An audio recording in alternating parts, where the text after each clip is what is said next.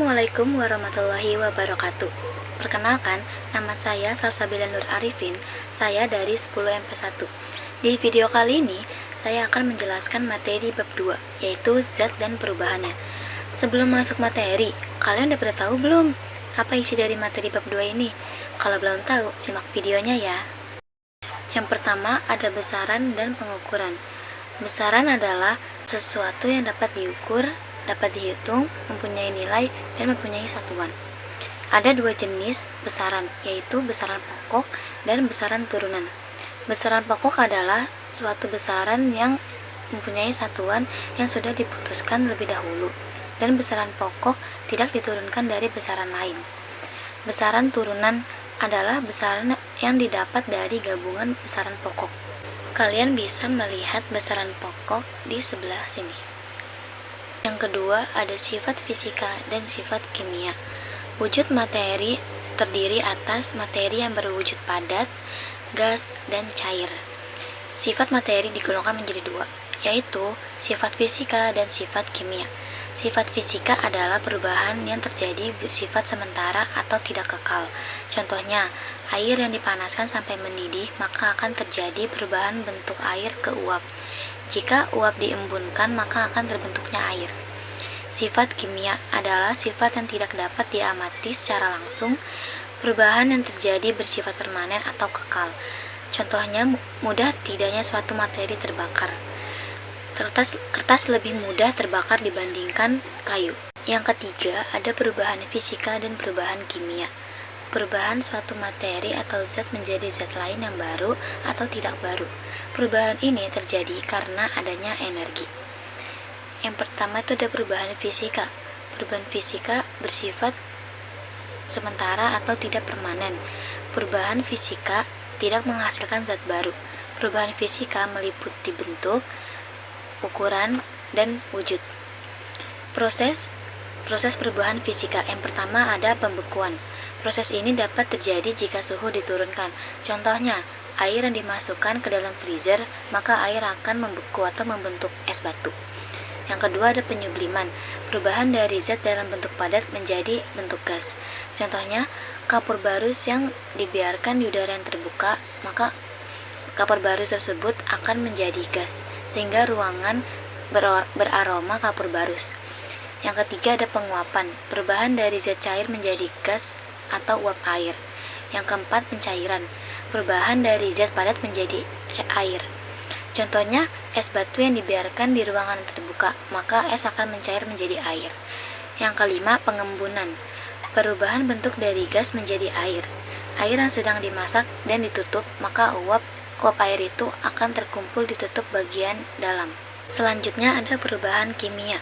Perubahan kimia adalah perubahan yang menghasilkan zat baru dan tidak dapat dikembalikan. Proses perubahan kimia, yaitu ada proses pembakaran, proses fotosintesis, dan proses pemanasan yang dapat menghasilkan zat baru. Materi yang keempat yaitu ada unsur. Zat yang memiliki massa dan menempati ruang, bentuk materi yaitu padat, gas, dan cair.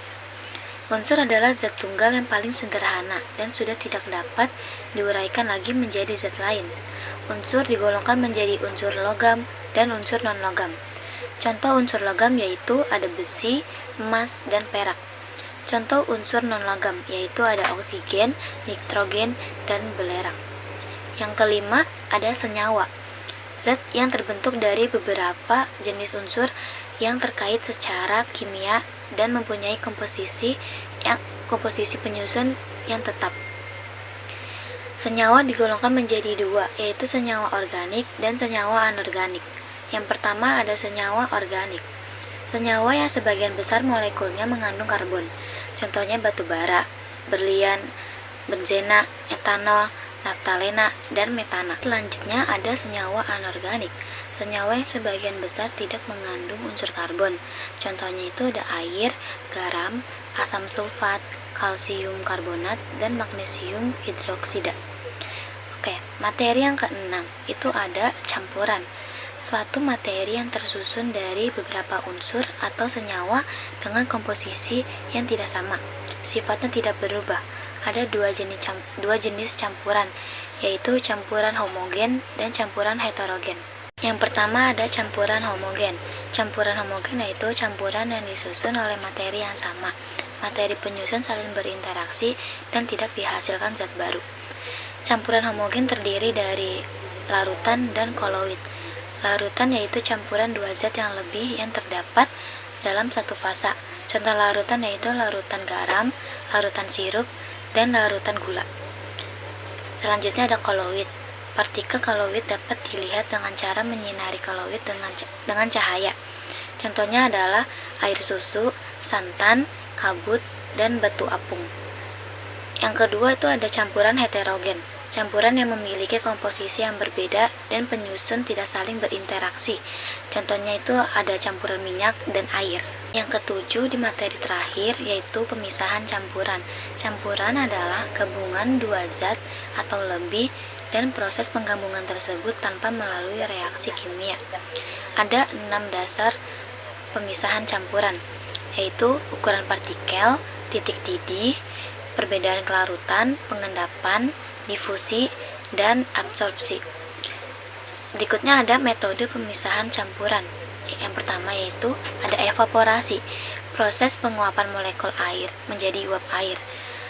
Contohnya, proses pembuatan garam dapur yang dibuat dengan cara air laut yang dipanaskan dengan sinar matahari sehingga uap air akan menguap dan garam tertinggal di permukaan. Yang kedua, ada sublimasi, perubahan suatu zat langsung dari wujud padat ke wujud gas tanpa melalui wujud cair. Contoh pemisahan dengan sublimasi yaitu proses pemurnian naftalena atau kapur barus. Yang ketiga, ada distilasi, proses pemisahan campuran dengan penyulingan berdasarkan titik didih penguapan. Contohnya, pemurnian alkohol, desalinasi, pemurnian minyak mentah, dan membuat gas cair dari udara. Yang keempat, ada filtrasi, pemisahan kotoran yang terdapat pada zat cair sehingga diperoleh zat cair yang bersih tanpa pengotor. Proses pemisahan larutan dan padatan dengan menggunakan cara penyaringan. Yang kelima, ada kromatografi, proses pemisahan zat dalam campuran melalui pergerakan partikel pada fase gerak dan fase diam. Kromatografi kertas digunakan untuk memisahkan zat warna pada spidol. Yang keenam, ada ekstraksi, pemisahan campuran berdasarkan perbedaan kelarutan dalam pelarut. Contohnya adalah proses pengekstrakan tebu menjadi gula dengan menggunakan air sebagai bahan pelarutnya. Ketujuh itu ada kristalisasi, proses pemisahan zat padat dari pengotornya. Contohnya adalah pembuatan gula dari tebu. Yang kedelapan, ada sentrifugasi, metode untuk memisahkan zat yang berukuran kecil serta memiliki perbedaan massa jenis dengan cara diputar menggunakan gaya sentrifugasi. Contohnya pemisahan sel darah putih dan sel darah merah yang terdapat pada plasma darah. Dan yang terakhir ada dekantasi, pemisahan campuran dengan metode mengalirkan campuran yang berisi cairan dan padatan secara pelan melalui batang pengaduk sehingga cairan akan mengalir ke penampung dan padatan akan tertinggal dan terpisah dari larutannya. Contohnya ada pemisahan lumpur dan air. Hari panas sawah membelah, hutan rimba tempat cirusa. Maaf kalau ada salah, namanya juga manusia. Sekian penjelasan materi bab 2 dari saya. Ayu Ting Ting membawa kepiting. Thank you for watching. Bye. Audio Jungle.